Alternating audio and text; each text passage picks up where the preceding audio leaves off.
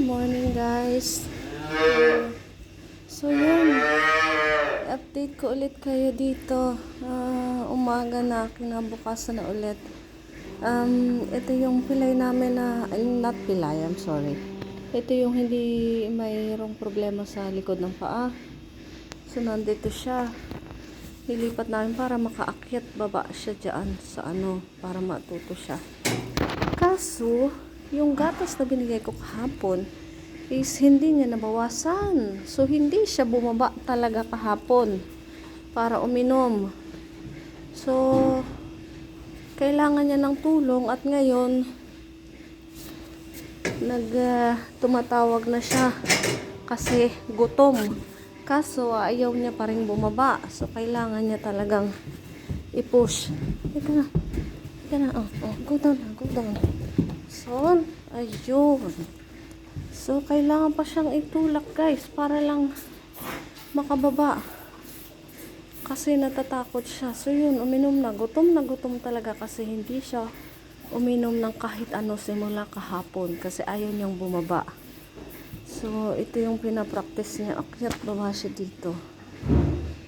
Sorry kung madumi yung aming kasi baka, tae ng tae. So, pati dito sa dingding namin, ang dami na natuyo na. So, nililinisan namin to every once a year.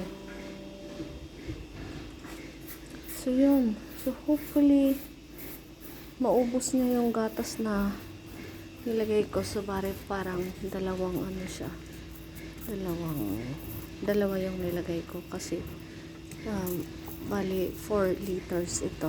Yung isa is 2 liters and 2 liters. Tapos may konti yun. So, nilagyan ko na extra para meron siyang at least mabusog siya ng maganda at makakain siya ng maayos.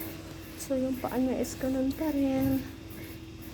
So, yun guys. So, mamaya bubuksan ko ulit ito para buksan na natin para makalabas siya.